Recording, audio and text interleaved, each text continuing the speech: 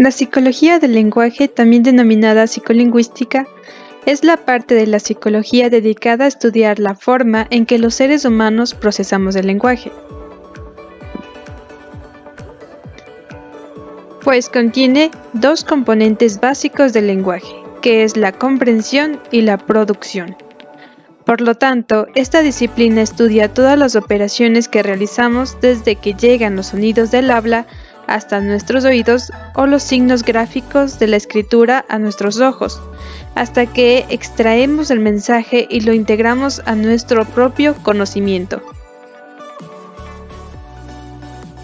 Objetivos de la psicolingüística. 1. Explicar cómo comprendemos y producimos el lenguaje. 2. Identificar cuáles son los mecanismos cognitivos y cerebrales que nos permiten expresar nuestras ideas y sentimientos a través de los sonidos. 3. Determinar los mecanismos mentales que hacen posible a la gente usar el lenguaje. 4. Conocer la forma en que el lenguaje es entendido y producido. Desarrollo del tema.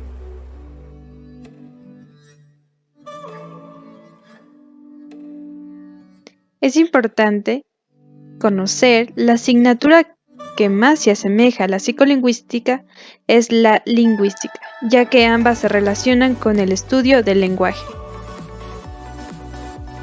Diferencias entre la lingüística y la psicolingüística. En la lingüística, estudia los elementos formales de una lengua, emplea el método racional y parte de materiales verbales que han sido producidos en situaciones ideales, por ejemplo, frases perfectamente gramaticales. Mientras que la psicolingüística se preocupa por conocer cómo los individuos procesan el lenguaje. Utiliza método científico, observación y experimentación, parte de materiales que han sido producidos por situaciones reales.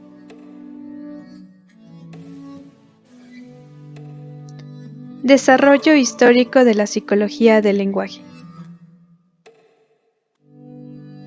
En el principio, los psicólogos del lenguaje se dedicaban a estudiar los mecanismos cognitivos que nos permiten conocer y producir el habla, mientras que hoy en la actualidad, gracias a la neuroimagen, se interesan por conocer los mecanismos neuronales responsables del procesamiento lingüístico.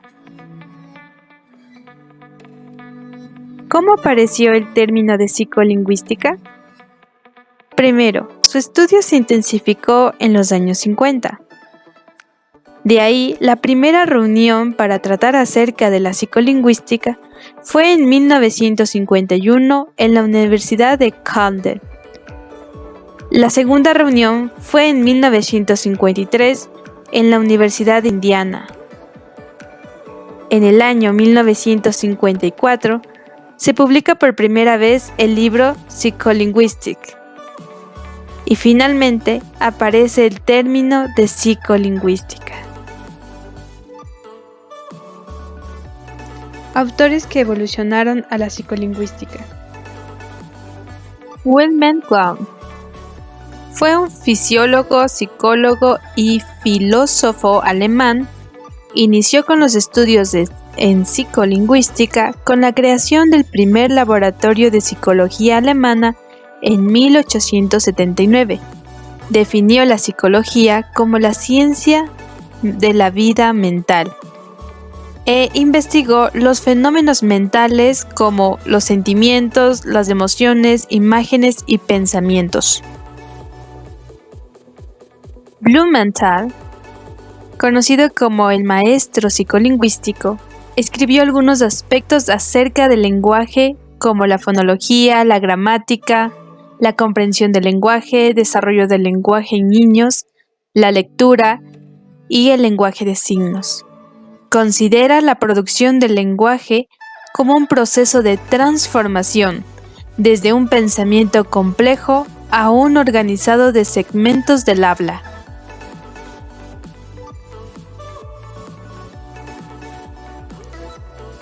Skinner fue un psicólogo, filósofo social, inventor y autor estadounidense, conocido como el padre del conductismo.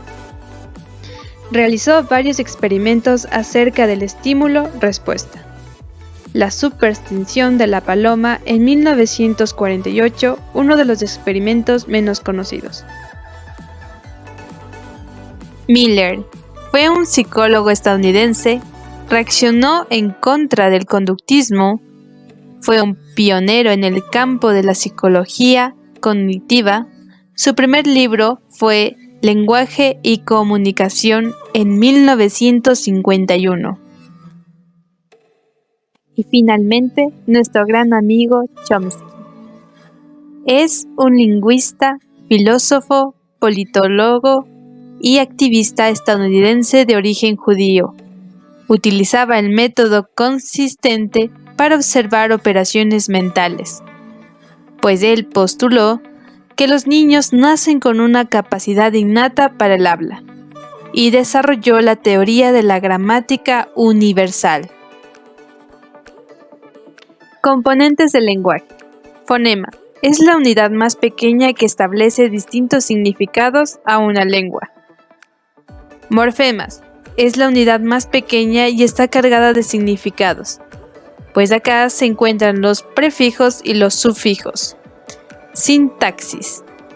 Combinaciones de palabras las cuales forman una oración. Discurso. Unión de oraciones que mantienen coherencia y sentido. Mecanismos cognitivos del habla. Percepción. Organizamos y damos sentido a los estímulos. La memoria se encarga del almacenamiento y recuperación de información. Y el lenguaje, pues, es la expresión y comunicación de sentimientos. Mecanismos cognitivos del habla. Pensamiento. Establece relaciones entre los datos y la atención, la cual permite tomar conciencia de lo que ocurre en nuestro entorno. Sistema de procesamiento lingüístico.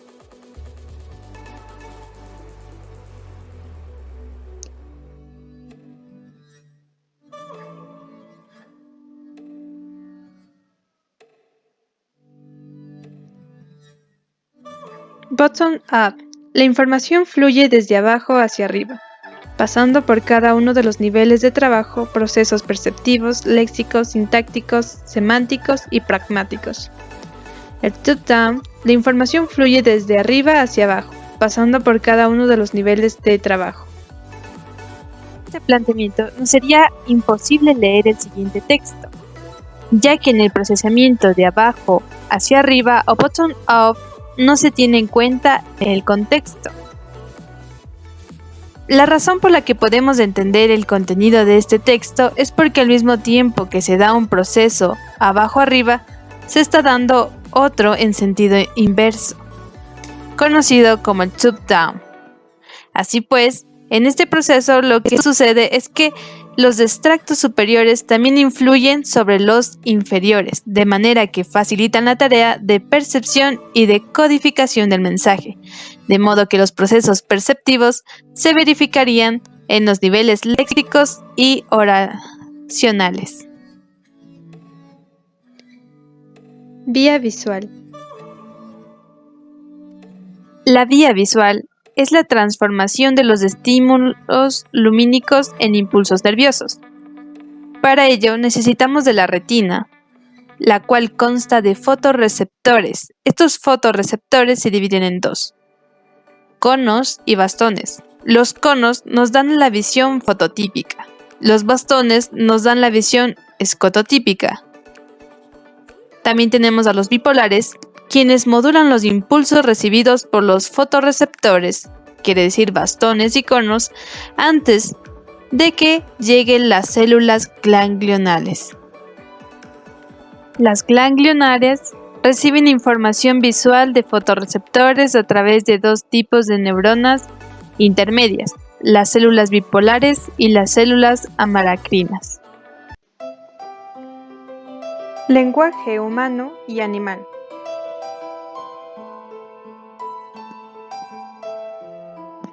El lenguaje humano contiene 12 sonidos y millones de significados. El lenguaje animal contiene docenas de sonidos y docenas de significados. Según Luria, en 1967, sin un conocimiento de estructura, no es posible un análisis crítico del desarrollo de los procesos verbales y de los trastornos del habla, puesto que el lenguaje progresivamente se ha convertido en un complejo sistema de códigos.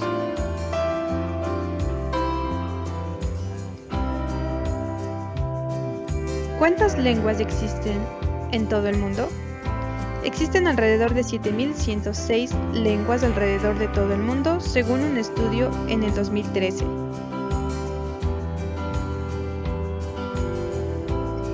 El lenguaje consta de doble articulación, dualidad de estructura.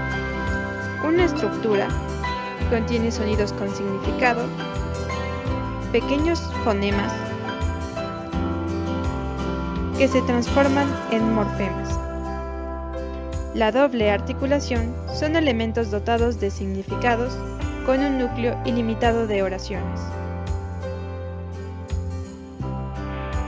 La arbitrariedad, lenguaje verbal, lenguaje visual.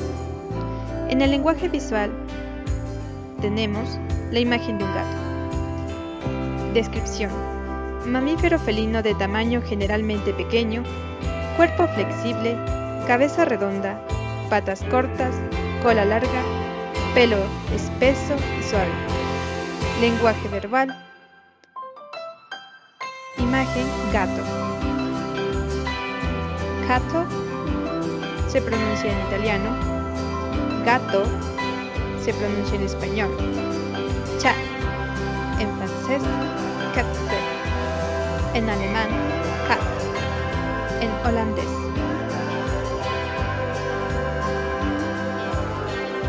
Conjeturas tradicionales.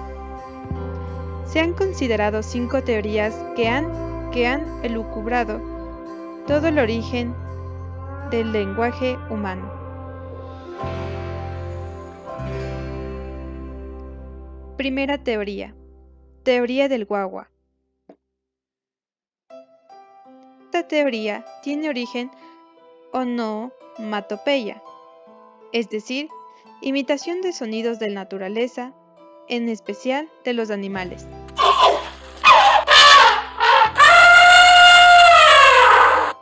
Teoría del ai-ai. Constituye interjecciones, es decir, son los sonidos instintivos provocados por las propias emociones de dolor, ira, angustia, etc. Teoría del ding-dong. El lingüista Max Muller defendía que el lenguaje se origina en las conexiones naturales, no arbitrarias, entre sonidos y significados. El ding son los objetos pequeños asociados a sonidos agudos como la vocal i, ding, casita. Mientras que el dong, objetos grandes asociados a sonidos graves como la vocal o, dong, casa.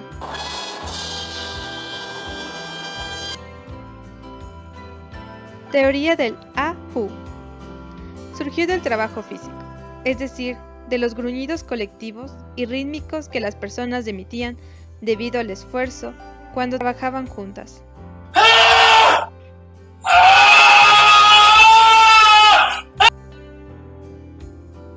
Teoría de Lala. Dan Jesperson consideraba que el lenguaje surgió del lado romántico de la vida, a partir de sonidos asociados con el amor, el juego, la canción, la risa, etc.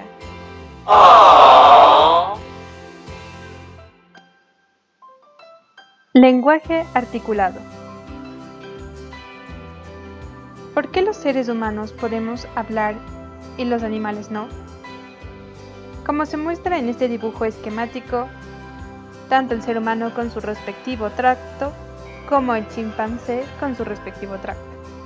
Es evidente que la laringe humana ocupa una posición más baja en la garganta que la del chimpancé. En la mayoría de mamíferos, la laringe está tan alta que se comunica directamente con la cavidad nasal y permite la respiración y la deglución simultánea de alimentos, lo que no es posible en los seres humanos adultos sin atragantarse. El lenguaje, la biología y el cerebro. El lenguaje humano está doblemente entroncado en la naturaleza. La naturaleza biológica del lenguaje humano es espontánea y temprana. La adquisición espontánea y temprana. Para Nicolás Fernández, él mencionaba que únicamente se necesita exposición lingüística en una edad determinadamente temprana, de modo que el niño está inmerso en la lengua y el lenguaje se forma de manera inmediata para poder desarrollarse en él. Nicolás Fernández y de Vega y Cuetos utilizan uno de los argumentos más conocidos como es la pobreza del estímulo. Pues aquí los niños están inmersos en un mar de misiones inconexas, fragmentarias y asistemáticas, y sin embargo, en muy poco tiempo son capaces de extraer las complejas reglas morfosintácticas que subyacen a los estímulos. Tenemos un ejemplo de ello que es el jarrón está rompido, utilizando la palabra rompido por roto. La pobreza del estímulo se da por tres factores fundamentales que en cierta parte los progenitores forman el lenguaje de los niños, la lengua materna y lo que los padres o adultos tampoco obedecen a una pauta sistemática o algún plan didáctico que gradúe cuidadosamente la dificultad del niño que tenga problemas durante la adquisición del habla. Lenguaje y comunidad. Todas las lenguas del mundo, sin excepción, obedecen a un conjunto de principios universales. Pues según Chomsky, los principios universales lingüísticos garantizan la unidad básica del lenguaje, mientras que los parámetros determinan las particularidades de cada lengua. Las bases genéticas del lenguaje.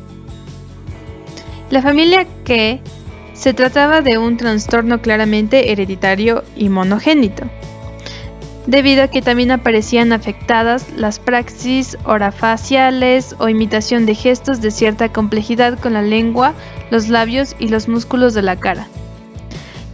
Esta alteración se localizó en el cromosoma 7 y se lo denominó gen del lenguaje, que es el FOXP2, y se encuentra en la genética, en el ADN. ¿Existe un periodo crítico para el lenguaje? Lenneberg se basó fundamentalmente en los 5 argumentos. El desarrollo del lenguaje se detiene al pasar la pubertad. 2. Recuperación del lenguaje tras una lesión cerebral, posible si es que el niño tiene menos de 2 años. 3. Adquisición de una segunda lengua. 4. Adquiere y se desarrolla plenamente el lenguaje entre los 2 y los 14 años de edad. 5. Expuestos al lenguaje tardíamente, los denominó niños salvajes. Quienes formaban parte de este grupo de los niños salvajes fue Victor de Éveyron. Este niño emitía sonidos brutales como los animales, estuvo a cargo de médicos y pedagogos, y tuvo avances en la lectura y escritura, mientras que en el lenguaje no tuvo demasiados avances. También encontramos a Helen Keller, una niña de 7 años. Fue ciega y sorda desde la infancia a causa de una infección a los 19 meses de vida. Aprendió a hablar tocando directamente los órganos articuladores como la boca, los labios, la garganta de su tutora.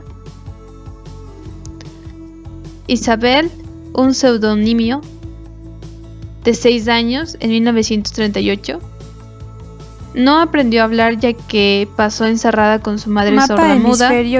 Fue ingresada en el Hospital de Niños de Columbus y aprendió a formar oraciones simples y completas. Escuchaba historias y luego la volvía a contar con su propia forma y sus propios vocabularios.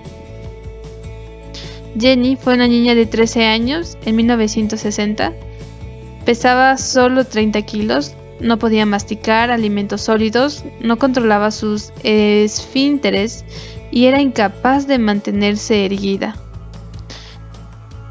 Fue estudiada por National Institutes of Health estadounidenses, aprendió cientos de palabras, se adaptó rápido, pero no llegó a emplear verbos. Áreas cerebrales implicadas en el lenguaje. Los primeros intentos serios por comprender cómo se representa y organiza el lenguaje en el cerebro humano se realizaron durante el siglo XIX. El área de Broca. Paul Broca fue médico, anatomista y antropólogo francés. Se asocia sobre todo con la producción del lenguaje el área de Broca.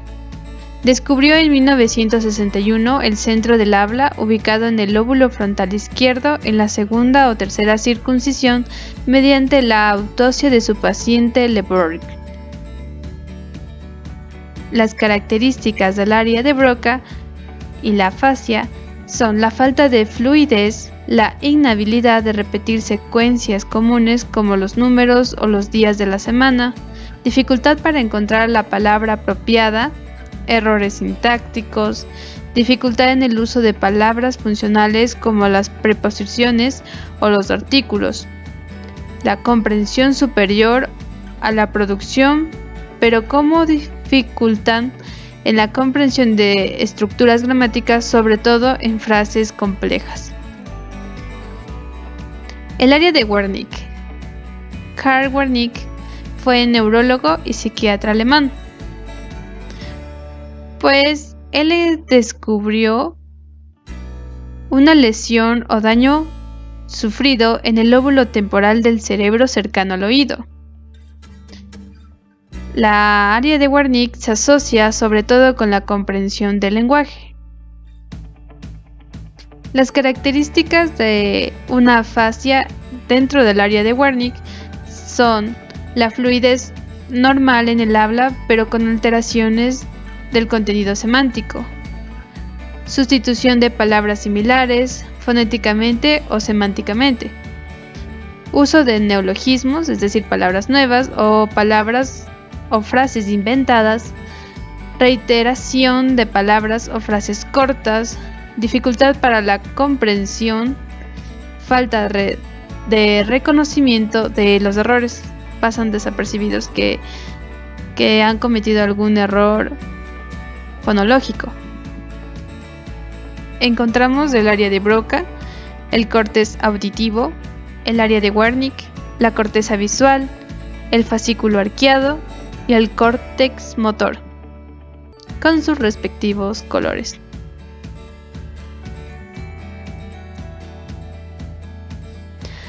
Modelos de Wernicke y Geschwitz. Fue creado en 1860 por Wernicke y modificado por Geschwitz. Este modelo no incluye el hemisferio derecho, así también como los componentes subcardinales. Según áreas. El área de la corteza facial se encuentra ubicada sobre el fascículo arqueado. Su función es dirigir movimientos de la cara. La corteza auditiva se encuentra ubicada en el área 41 y 42 de Brodmann, y su función es escuchar el sonido de las palabras. El fascículo arqueado está ubicado en una vista lateral entre el área de Broca y Wernicke. Su función es unir el área de Broca y de Wernicke. Área de Broca. Se encuentra ubicada en el área 44 de Brodmann, tercera circuncisión, lado frontal izquierdo. Su función es albergar programas musculares. El área de Wernicke se encuentra en la zona posterior en el área 22 de Brodmann, en el lóbulo temporal izquierdo. y su función es transformar la información auditiva en significados. La corteza visual se ubica en el área 17 de Brodmann, en el lóbulo occipital, y su función es la lectoescritura, pues ve las letras. El giro angular está ubicado en el área 39 de Brodmann, y su función es convertir las letras y sonidos en lectoescritura.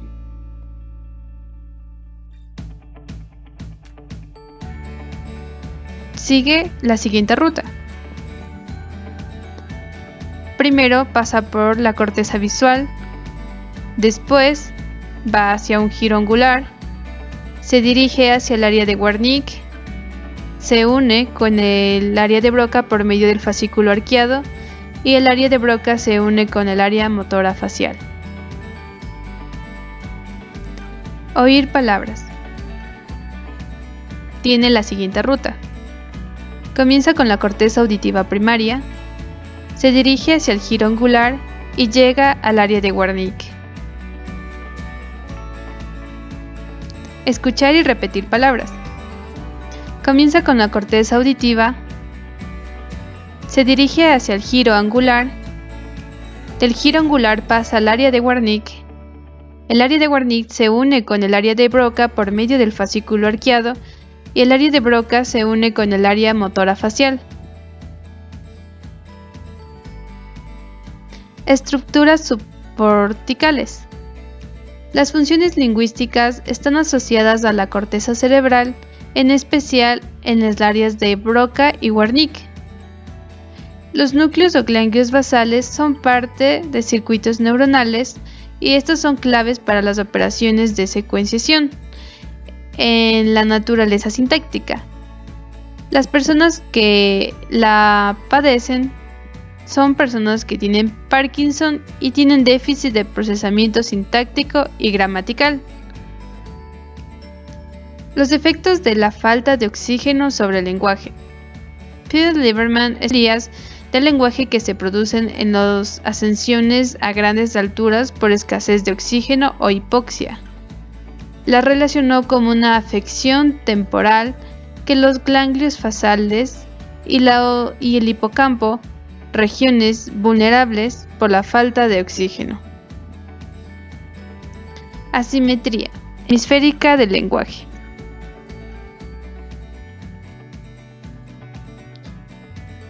El cuerpo humano, al igual que los animales, es simétricamente lateral, pero los dos hemisferios realizan la misma función.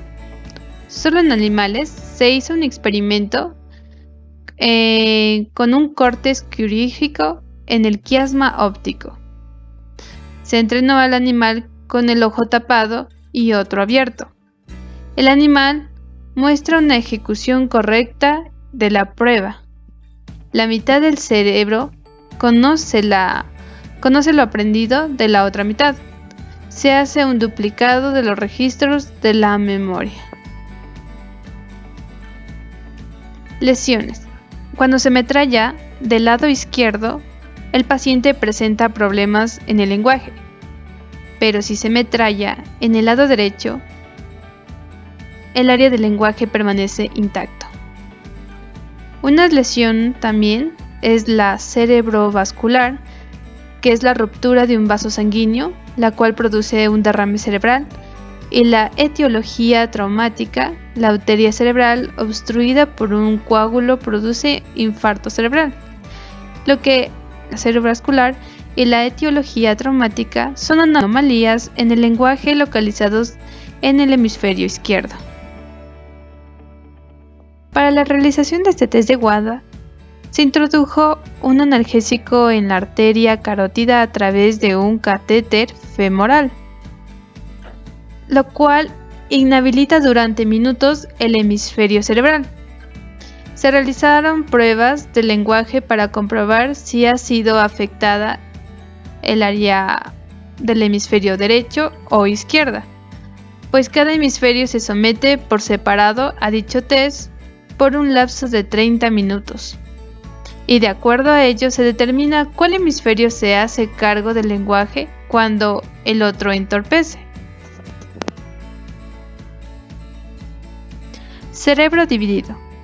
Roger Sperry estudió los estímulos en un solo hemisferio cerebral, en el que el paciente, ojos cerrados, tocaba un objeto con la mano derecha y éste podía nombrarlo, pero si el paciente, con los ojos cerrados, tocaba un objeto con la mano izquierda, no podía nombrarlo.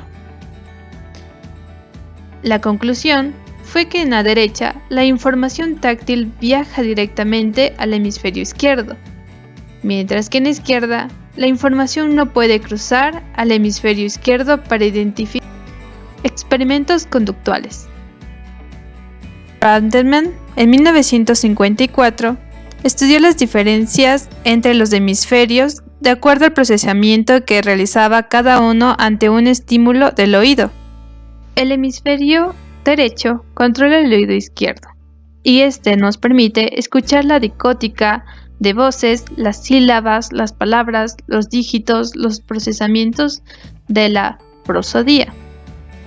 En el hemisferio izquierdo controla el oído derecho, y este nos permite reconocer melodías musicales, los timbres acústicos y tareas no lingüísticas.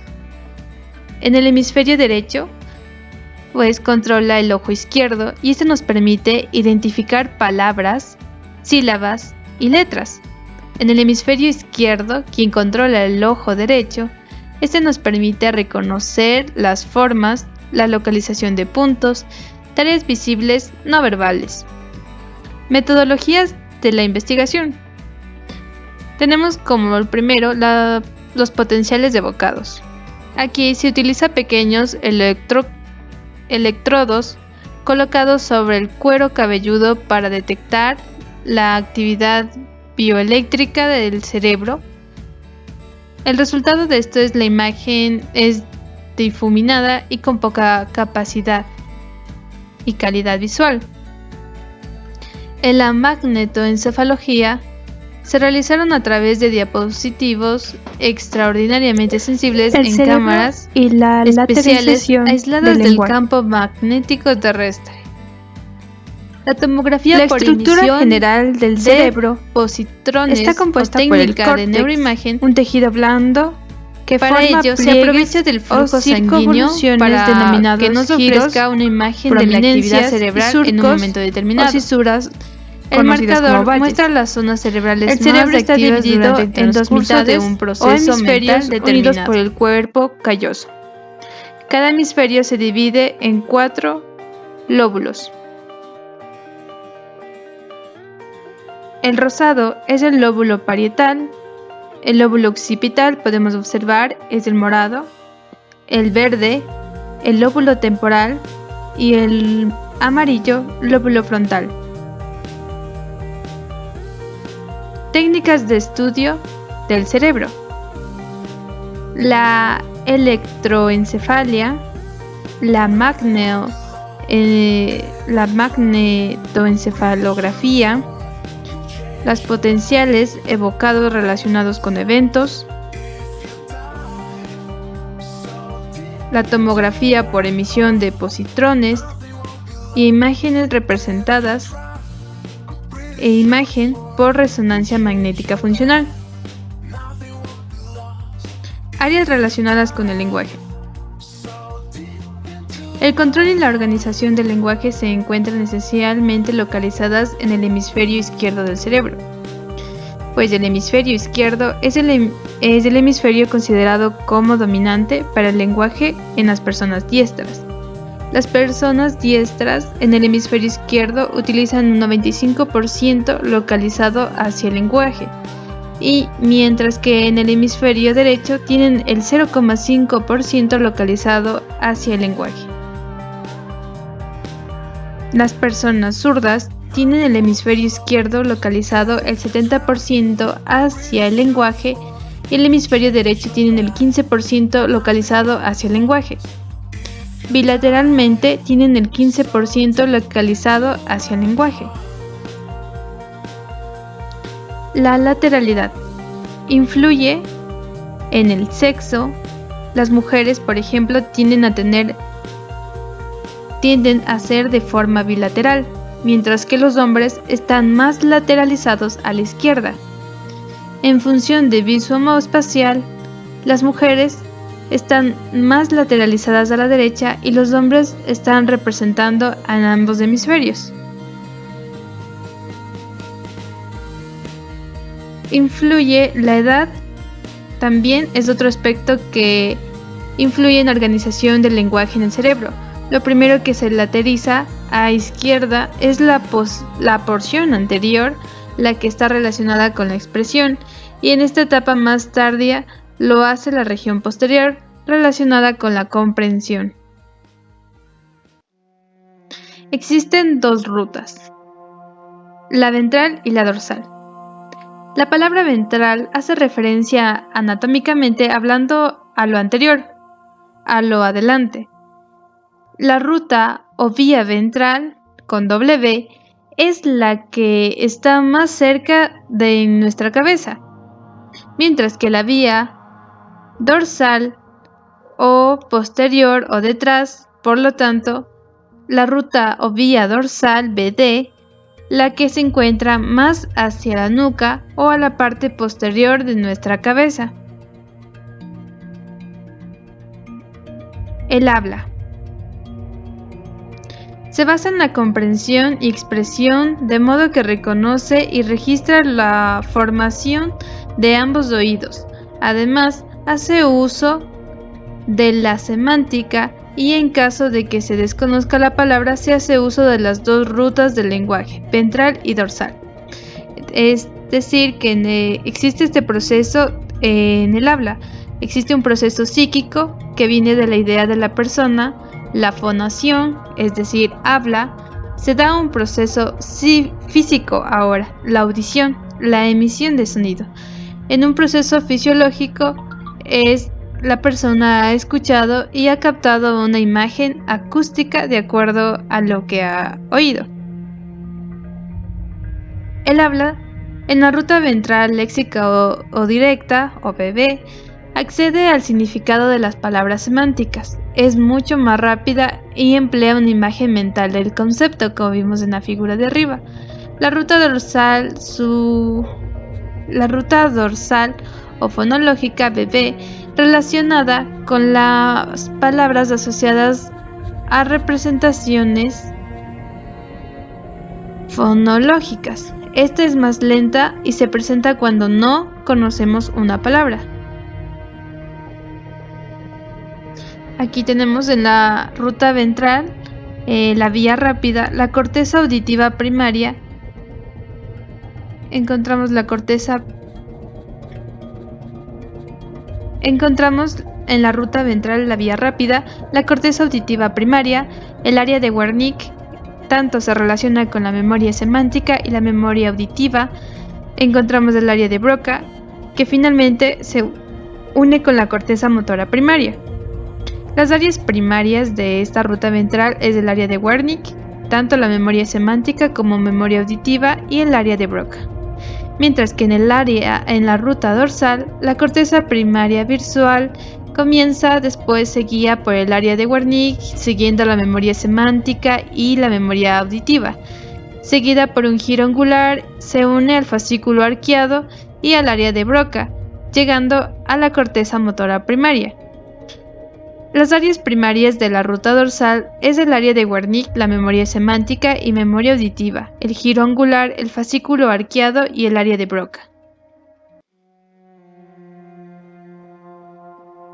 En la lectura,